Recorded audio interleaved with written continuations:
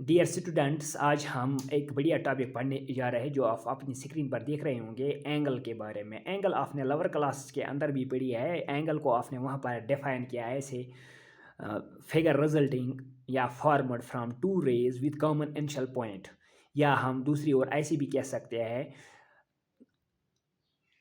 To rays whether it will be collinear और non collinear with common initial point.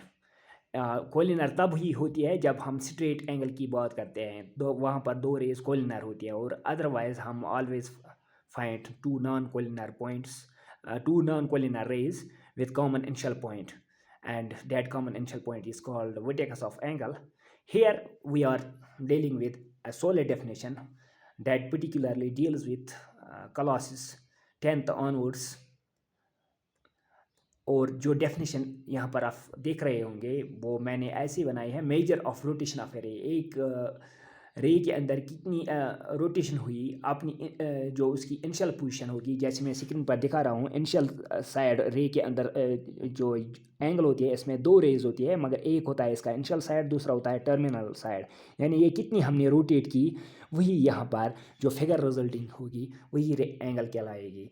मगर इसमें ये बात याद रखनी है, लोअर क्लास में आपने सिर्फ पॉजिटिव एंगल देखी होगी, मगर यहाँ पर आप नेगेटिव एंगल भी देखोगे।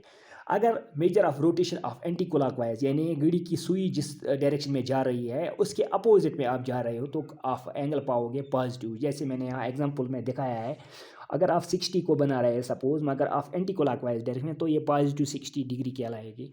अब अगर आप एंटी क्लॉकवाइज के बजाय क्लॉकवाइज, जैसे घड़ी की सुई जा रही है उसी डायरेक्शन में आप जा रहे हो, तो आप याद रखो कि आप नेगेटिव एंगल की ओर जा रहे हो। यानी क्लॉकवाइज डायरेक्शन में हम नेगेटिव एंगल पाते हैं, और एंटी क्लॉकवाइज डायरेक्शन में आप पॉजिटिव एंगल पाते हैं। अब रही बात units of measurement of angle. Lower class में आपने सिर्फ इतना ही पढ़ा है कि एंगल को मेजर किया जाता है डिग्रीज में, मगर यहाँ पर आप पाओगे एंगल को मेजर किया जा सकता है डिग्रीज में के अंदर भी, रेडियंस में भी, और साथ में ग्रेड्स के अंदर। और ग्रेड्स का सिस्टम जो है ये फ्रेंच सिस्टम के अंदर हम देखते हैं, जिसका दूसरा नाम जो है सेंटिसिमल सिस्टम। यानी इसको असल में हम पढ़ते हैं सेंटिसिमल सिस्टम, जो फ्रेंच सिस्टम कहलाता है। उसके अंदर एंगल को मेजर किया जाता है ग्रेड्स में। और यहाँ पर बात अगर हम एंगल की करेंगे फर्दर, तो एंगल को हम मेजर करते हैं डिग्रीज के साथ साथ मिनट्स और सेकंड्स में भी, जब हम कन्वर्जन की बात करते हैं। कन्वर्जन कैसे करते हैं हम डिग्रीज को रेडियंस में और रेडियंस को डिग्रीज में वापस, या कैसे हम सेकंड्स के अंदर या मिनट्स के अंदर एंगल का मेजरमेंट रख सकते हैं, वो हम नेक्स्ट लेक्चर में डिस्कस करेंगे। आज के लिए एक मेरे लिहाज से काफ़ी है।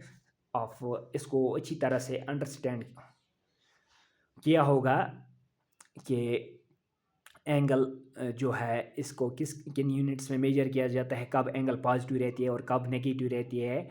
अगर इसमें फिर भी दिक्कत रही होगी कहीं पर, आपको मुझे अपने कमेंट्स में आरा कीजिए, कमेंट्स में बता दीजिएगा कि कहीं आपको कहीं किसी पॉइंट पर दिक्कत है समझने में, तो मैं आपको क्लियर ही कर पाऊँगा। तो आज के लिए इतना ही। Thanks, have a nice day.